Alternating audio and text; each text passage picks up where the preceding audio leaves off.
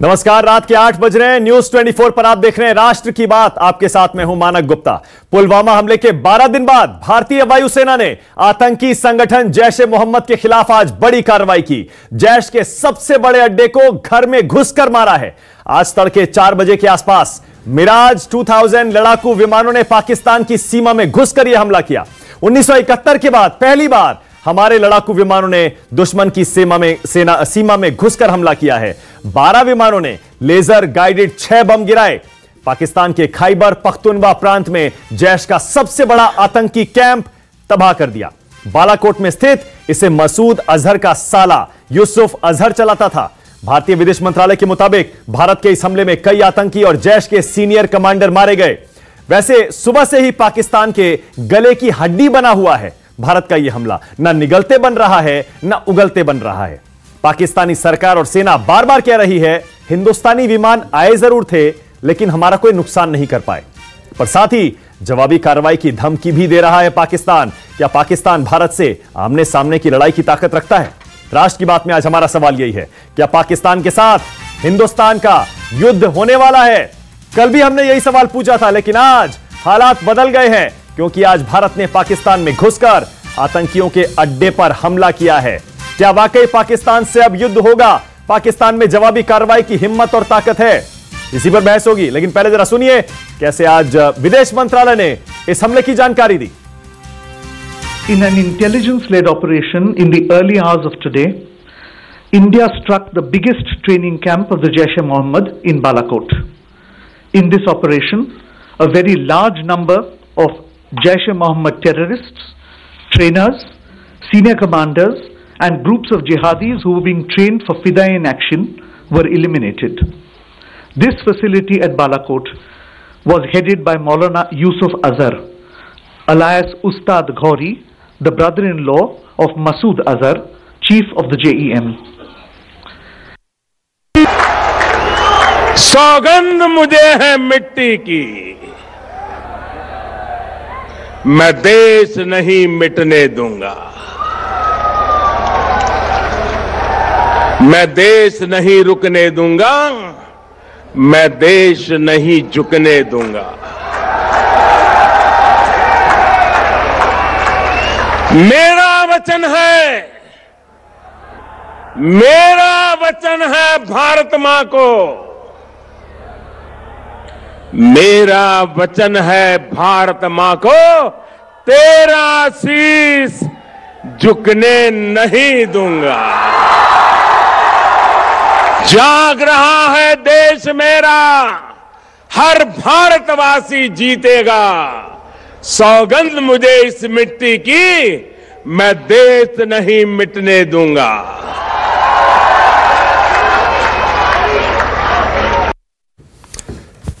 तो पुलवामा हमले का बदला हिंदुस्तान ने ले लिया है, पर क्या पाकिस्तान वाकई पलटवार की जवाबी कार्रवाई की ताकत और हिम्मत रखता है? क्या भारत पाकिस्तान युद्ध होने वाला है? इसी पर आज राष्ट्र की बात में हम चर्चा करेंगे, डिबेट कोशिश करेंगे ना हो, क्योंकि आज पूरा देश एकजुट दिखाई देता है। मेरे साथ आज बीजेपी से यहां मुस्कुराते हुए बीजेपी के प्रवक्ता के शर्मा आ गए हैं, जो कि कल भी इसी डिबेट में इसी विषय पर वादा करके गए थे कि यकीन रखिए हिंदुस्तान बदला जरूर लेगा। चरण सिंह सापरा मुझे दिख रहे हैं, कांग्रेस की तरफ से जुड़ गए हैं। और यहां स्टूडियो में मेरे साथ परिचय करा दूं, एक्सपर्ट्स हैं। विशंबर दयाल जी हैं, मेजर जनरल आर्मी से रिटायर्ड हुए हैं। मौलाना सैयद अतर हुसैन दहलवी अंजुमन मिनाज रसूल के चेयरमैन हैं, कश्मीर मामलों के जानकार हैं, काफी काम किया इन्होंने जमीन पर। दिनेश जैन जी हैं, फॉर्मर डिप्लोमेट हैं। और retired major general Devesh Agnihotri भी मेरे साथ हैं। आप सभी का स्वागत है। के शर्मा, पहले आप ही के पास आ रहा हूं। के शर्मा, हिंदुस्तान ने तो बदला ले लिया, अपनी तरफ से जो कार्रवाई करनी थी कर दी, लेकिन पाकिस्तान जवाबी कार्रवाई की धमकी दे रहा है। क्या देश, क्या सरकार, हमारी सेना, हमारे सुरक्षा बल युद्ध के लिए तैयार है? मानक जी, सबसे पहले तो मैं आज हमारे जो देश की सेना है, उनका जो वीर सेना है, उनका जो शौर्य है, पराक्रम है, मैं उसके लिए उनको बधाई देना चाहता हूं। और देश की जो आज नेतृत्व है, एक निर्णायक नेतृत्व, एक राजनीतिक इच्छा शक्ति रखने वाला नेतृत्व, मैं उन्हें भी बधाई देता हूं। और देश की जनता को भी बधाई देता हूं कि उसमें एक अलग प्रकार का जोश और उमंग है और जो अभी पिछले दिनों राष्ट्रवाद की लहर हमने देश के अंदर में देखी है, ये उस जनता का वो जोश था। और आज भी जिस ढंग से एकता के एक सूत्र में बंधकर हम भारतवासी इकट्ठे हैं, मैं उसे बधाई देना चाहता हूँ। देखिए, ये एक एंटी टेरर ऑपरेशन है और निश्चित तौर से हमने जो हमारे माननीय प्रधानमंत्री जी ने कहा था कि हम जो है आतंकवाद के विरुद्ध हम निर्णायक लड़ाई की दौर पर जा रहे हैं, और आज उसकी शुरुआत सैन्य जो गतिविधि उसमें कई चरण हैं। मैंने कल भी जिक्र किया था कि हम सामरिक दृष्टि से, हम कूटनीतिक दृष्टि से, अन्य दृष्टियों से जो है हम इस लड़ाई को लड़ेंगे। और आपने देखा कि किस ढंग से अंतर्राष्ट्रीय जगत पर भारत को सफलता मिली, सारे विश्व के देशों का, जिस ढंग से यूएन से जो है अलग थलग एक तरह से पाकिस्तान को पूरे अंतर्राष्ट्रीय जगत में करने का हमें अवसर मिला और हमने किया, वो करके भी दिखाया। जिस ढंग से जो है पाकिस्तान के विरुद्ध प्रस्ताव पारित हुआ है, और उसके बाद औद्योगिक क्षेत्र यानी व्यवसाय के क्षेत्र शर्मा, ये सब कार्रवाई करने के बाद, आज फौजी कार्रवाई के बाद भी पाकिस्तान जवाबी कार्रवाई की धमकी दे रहा है। वो कह रहा है हम रिस्पॉन्ड करेंगे, कल भी कहा, जब हमें करना होगा जवाब जरूर देंगे। देखिए, मैंने सरकार ने भी कहा, विदेश मंत्री ने कहा, रक्षा मंत्री ने कहा, और पाकिस्तानी आर्मी के प्रवक्ता ने कहा। सुन लीजिए, मैंने कल भी कहा था कि इस तरह की बयानबाजी करने का वो रहा है, पाकिस्तान जो है इस तरह की बयानबाजी ही करता है। और उसका जो है मैंने जो आपसे कही बात कि प्रधानमंत्री जी का जो संकल्प है और इस देश की सेना का जो संकल्प है, ये हम अब आतंकवाद सीधे सीधे कहिए ना कि अगर वो रिटेलिएट करते भी हैं, जवाब देते भी हैं, हम तैयार हैं। सीधे सीधे कहिए ना, हमेशा से तैयार है। वो तो हमेशा नहीं, अब हालात बदल गए। बिल्कुल, मैं आपको बता दूं, अब हमने पाकिस्तान पर हमला कर दिया, बिल्कुल तैयार है, इसमें कोई शक शुबा नहीं है। और जिस तरह का जवाब पाकिस्तान चाहेगा उस तरह का जवाब दिया जाएगा। लेकिन मैं फिर आपसे कह रहा हूं कि हमारा उद्देश्य आतंकवाद को कुचलना है, आतंकवाद के जो जड़ हैं उन्हें समाप्त करना है, उसकी जड़ पे प्रहार करना है। और केवल पाकिस्तान में ही नहीं, मैंने पुनः कहा है आपसे, इस देश के अंदर भी जो लोग उसको समर्थन करने वाले अलगाववादी तत्व हैं, हम हर स्तर पर करेंगे। विशंबर दयाल, इसलिए मैं समझ रहा हूं आपकी मजबूरी के शर्मा, मैं समझ रहा हूं। और मुझे पता है अरुण जेटली जी ने आज सारे प्रवक्ताओं को बुलाकर बाकायदा ब्रीफिंग भी दी है कि टीवी पर क्या कहना है, क्या नहीं कहना है। बहुत संवेदनशील हालात है, मैं समझता हूं आपकी मजबूरी। विशंबर दयाल, आपके हिसाब से क्या हमें युद्ध के लिए तैयार रहना चाहिए? क्योंकि पाकिस्तान की तरफ से लगातार धमकी आ रही है, हम जवाब जरूर देंगे। देखिए मानक, मैं समझता हूं आज से नहीं, हम युद्ध की तैयारी बहुत पहले से कर रहे होंगे। और खासकर अगर हमने जब हमारे पे स्ट्राइक हुई है पुलवामा में, जो भी कुछ हुआ है, उसके बाद मैं समझता हूं सेना, नौसेना और सब जो है पूरी युद्ध की तैयारी में जुटे होंगे, इसमें कोई शक की बात नहीं है, और पूरे तैयार होंगे। लेकिन पाकिस्तान क्या कर सकता है, क्या करेगा? देखिए, जो पाकिस्तान की जो फर्स्ट स्टेटमेंट आई है वो डिनायल की थी। और आज आपने एक बहुत अच्छी चीज़ देखी होगी पाकिस्तान के अंदर, मैं बधाई देता हूं अपनी लीडरशिप को, अपने प्राइम मिनिस्टर को, डिफेंस मिनिस्टर को, अपनी वायुसेना को, सबको। Very strategic strike, well plan, well coordinated and well deceived. कल मना के, जश्न मना के और पूरे झांसे को और आज ठोक दिया, बहुत अच्छा किया। लेकिन दूसरी, और आपने देखो जो हमारे यहां होता था आज उनकी पार्लियामेंट में हो रहा है। प्राइम मिनिस्टर कुछ बोल रहे हैं, शेम के नारे लग रहे हैं, कुछ बोल रहा है, कोई कुछ बोल रहा है, तो आपने उसको डिस्टेबलाइज कर दिया मेंटली, राइट? अब पाकिस्तान वो करेगा जो आप उसको इजाजत दोगे। अगर आप उसको अब सब सोचते हो कि इस स्ट्राइक से जम्मू एंड कश्मीर से टेररिज्म का खात्मा हो जाएगा, अगर आप सोचते हो इस स्ट्राइक से जैश ए मोहम्मद समाप्त हो गया, अगर आप इस समझते हो कि आपने पाकिस्तान की आर्मी की फौज की कमर तोड़ दी और अब वो आगे ऐसा पंगा नहीं लेगी और वो कभी सर नहीं उठाएगी, अगर आप ये सब सोच के बैठ जाओगे तो पाकिस्तान वही करेगा जो करता है। पाकिस्तान आपसे कन्वेंशनल वॉर नहीं लड़ना चाहता, 71 के बाद कभी भी नहीं लड़ना चाहता। विशंबर दयाल जी, आप बहुत बड़ी बात कह रहे हैं। पहले मैं इसी पर आऊंगा, पहले मैं इसी पर आऊंगा। आपने एक सेकंड, आपने बहुत बड़ी बात कही। आपने कहा आज के भारतीय वायुसेना के हमले के बावजूद पाकिस्तान सुधरने वाला नहीं, इसको कंटिन्यू, ये पहला कदम है। मैं ये कह रहा हूं कि ये पहला कदम है और बहुत बहादुर कदम है। सर, एलओसी पार करके घर में घुस के बहुत विमानों ने बम गिरा दिए। बिल्कुल, इट्स वेरी गुड। अरे भाई, ऐसे हम तो उसके 2 टुकड़े भी कर चुके, कारगिल में उसको भगा भी दिया, लेकिन क्या वो सीधा हुआ? सर 1989 जब से आतंकवाद उसने शुरू किया, उसके बाद से ऐसी कार्रवाई नहीं हुई थी। 26/11 के बाद नहीं हुई, संसद पर हमले के बाद नहीं हुई, जम्मू कश्मीर में विधानसभा पर हमले के बाद नहीं हुई। कितनी सीरियल बॉम्बिंग। बिल्कुल सर, ऐसी कार्रवाई पहली बार हुई है विषम मैं ये कहता हूं, अगर मैं आप सबके और इस देशवासियों के लिए आप सबके घी शक्कर आपको परोसता हूं। अगर इससे वो चला जाए, जम्मू एंड कश्मीर से उग्रवाद खत्म हो जाए, तो मेरे से बड़ा सौभाग्यशाली, और मैं समझता हूं हमसे बड़ा कोई नहीं होगा। हम पिछले इतने दिनों से कह रहे थे कुछ करो कुछ करो कुछ करो, हर रोज कहता हूं मैं, हाँ। करो, ठोको ठोको, राइट। मैं ये कह रहा हूं आपने एक बहुत अच्छा कदम लिया है, लेकिन इसको पाकिस्तान को रिस्पाइट मत दो।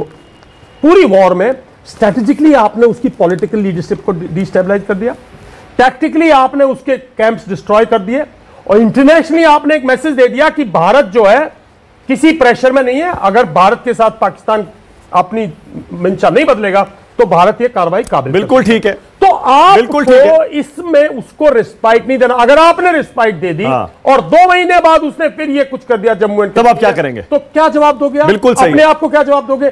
हर बार। लेकिन गेम तो अब बदल गया है विशंबर दयाल जी, बिल्कुल बदल गया है। अब गेम बदल गया है।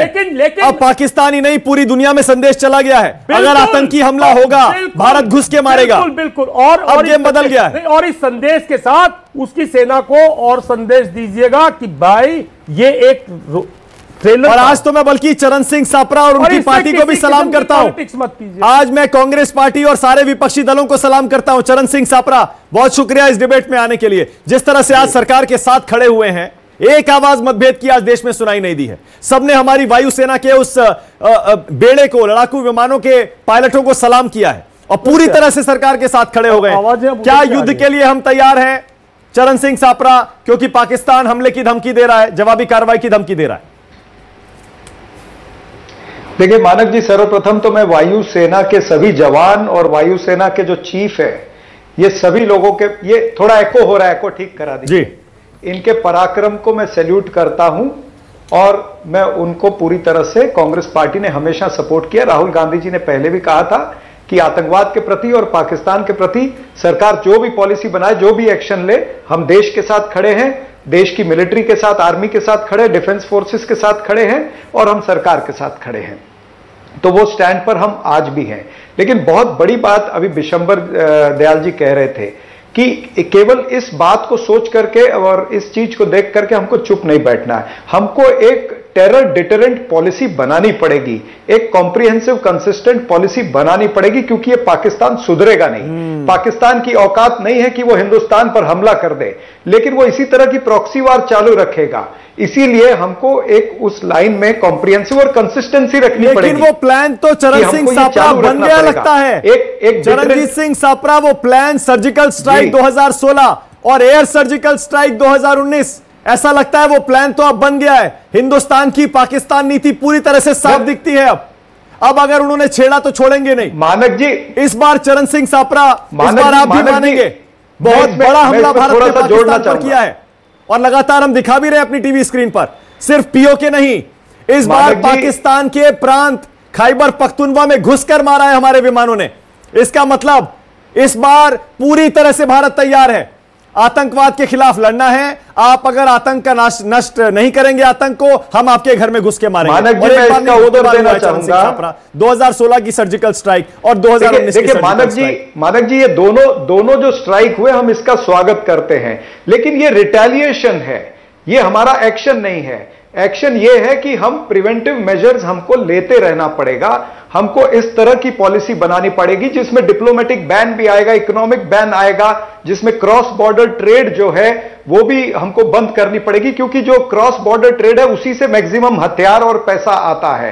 ये तमाम सारे जो रास्ते हैं, जिस तरह से इंडस वाटर ट्रीटी की बात हो रही है कि हमारे हिस्से का जो पानी है वो हमको पूरा लेना चाहिए, वो बह करके पाकिस्तान में चला जाता है। तो इस तरह का मल्टी प्रोंग स्ट्रेटेजी जो है, चरण सिंह सापरा, आपने अभी हालांकि इशारों में कहा ये जो पाकिस्तान में इतनी हिम्मत नहीं है, उसकी औकात नहीं है कि वो भारत पर हमला करे। मैं एक क्विक कमेंट आपसे चाह रहा हूं, मेरा सवाल अभी भी वही है। अगर पाकिस्तान जवाबी कार्रवाई करता है, भारत पर हमला करता है, ऑपोजिशन, पूरा विपक्ष, कांग्रेस पार्टी जिसने 70 साल में से ज्यादातर समय देश पर राज किया, ज्यादातर समय पाकिस्तान नीति बनाई और चलाई, आप सरकार के साथ हैं?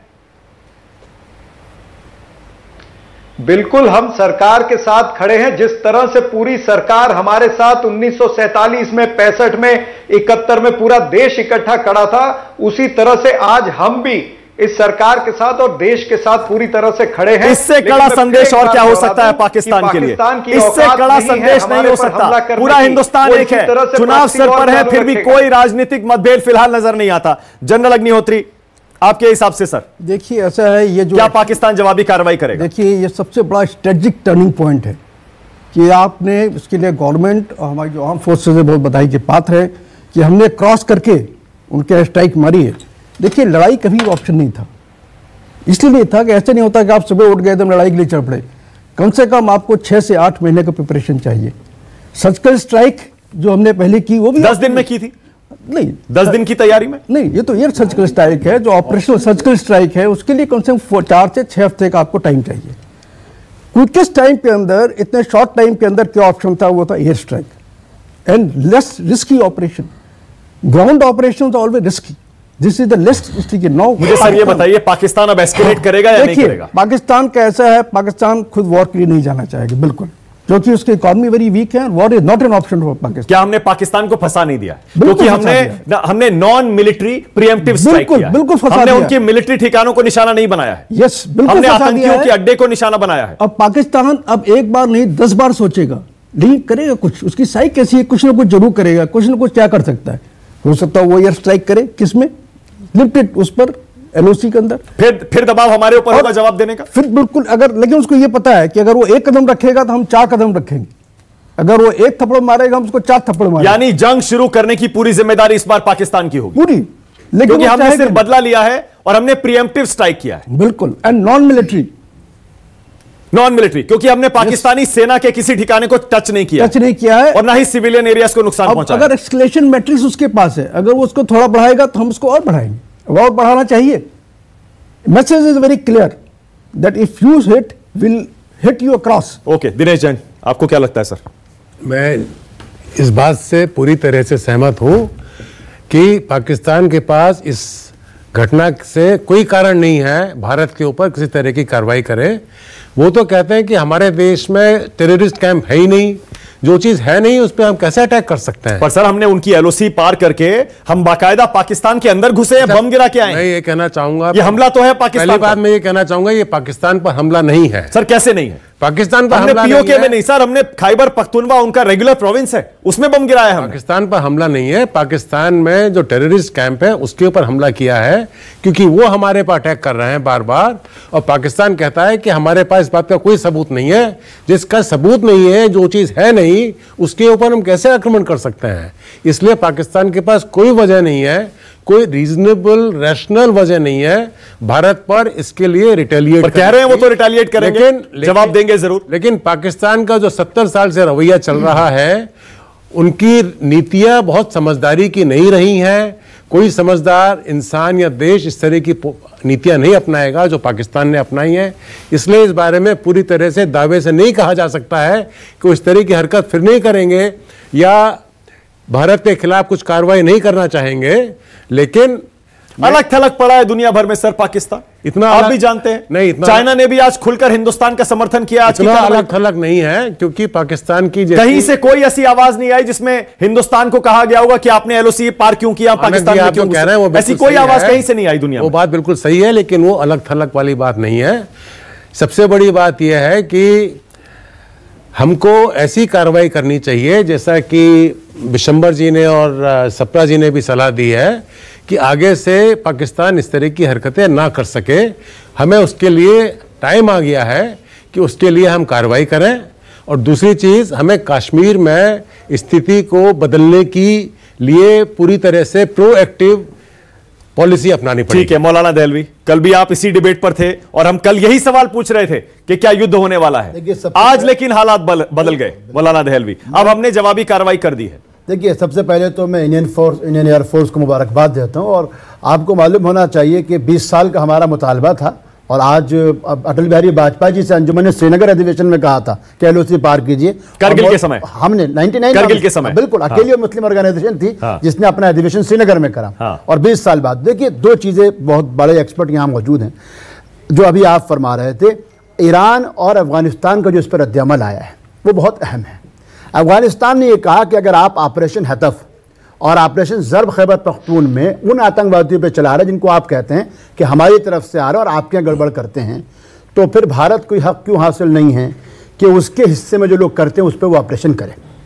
पहली चीज़। दूसरी चीज़, हुर्रियत लीडर और पाकिस्तानी ने इसके बाद जो नया टर्न लिया, मैं समझता हूँ कि मैं फौजी बात पर नहीं करना चाहता। नहीं करिए, आपने काम किया ज़मीन पर, आपको हक है बोलने का। उन्होंने क्या कहा, उन्होंने कहा कि साहब ओआईसी की बैठक से सुषमा स्वराज को रोकना पड़ेगा, चूंकि भारत ने हमारी खुद मुख्तारी को चैलेंज किया है, मुसलमानों का खून में, ये हुर्रियत कह रही है, इसलिए आप जो है तुर्की और इनको जो उनको रोकना चाहिए। ये हमारी बड़ी कामयाबी है।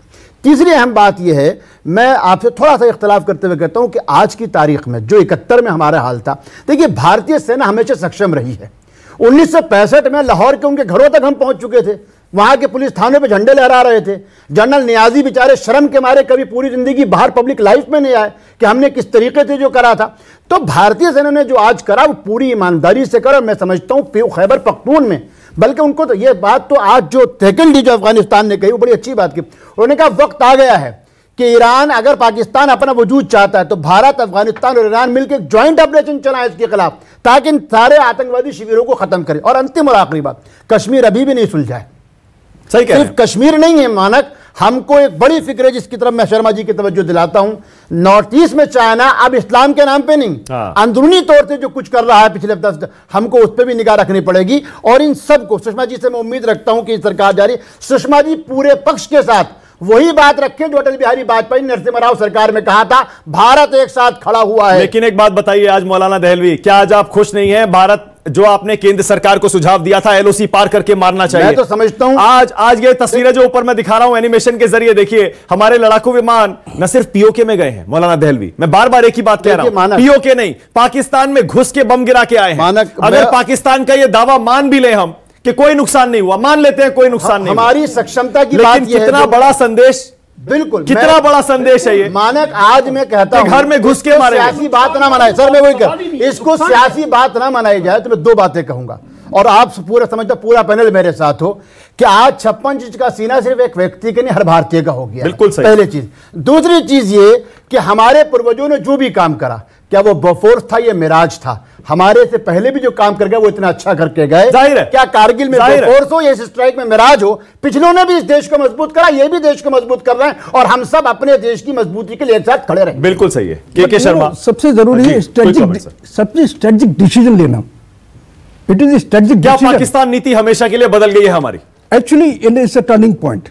मैं वही कह रहा हूं, हाँ, ये हमेशा के लिए बदल गई है। ये बिल्कुल, चाहे कोई भी सरकार आए केंद्र में, आतंकी हमला होगा, अब जवाब देना पड़ेगा। I am saying it is strategic turning point in the nation. आप इससे and we all with it. अब इससे हम पीछे नहीं आ सकते, इसको और आगे बढ़ाते रहना है। अगर वो एक कदम रखेगा, हमने 4 कदम रखने। क्या हमने ब्लफ कॉल कर दिया क्या सर? ये टर्निंग पॉइंट आज नहीं है, 2.5 साल पहले हुआ था जब सर्जिकल स्ट्राइक पहली बार हुई थी। उसके बाद से हमारी पॉलिसी कंसिस्टेंट चल रही है। क्या हमने ब्लफ कॉल कर दिया है पाकिस्तान का? बिल्कुल। या अभी थोड़ा इंतजार करना पड़ेगा, देखते हैं वो क्या करते हैं जवाबी कार्रवाई। ब्लफ कॉल मैं नहीं कहूंगा इसको, लेकिन हमने उनको यह बता दिया है कि अब हम चुपचाप नहीं बैठेंगे। अगर आपकी न्यूक्लियर धमकियों में आने वाले नहीं है, वो तो खैर बिल्कुल नहीं है, उस न्यूक्लियर धमकी में कोई दम नहीं है सर। इसीलिए तो आज तक हमने एलओसी पार नहीं की थी। पिछले 2.5-3 साल में हमने 2 बार जो एलओसी पार करके कार्रवाई की है वो इसीलिए तो कि हम आपकी न्यूक्लियर धमकियों से अब डरने वाले नहीं है। आप बार बार कहते हैं न्यूक्लियर पड़ोसी है, न्यूक्लियर पड़ोसी है, न्यूक्लियर जंग का खतरा है। डरते तो हम कभी नहीं थे, लेकिन हम बात को लिमिट से ज्यादा नहीं बढ़ाना चाहते थे। क्यों?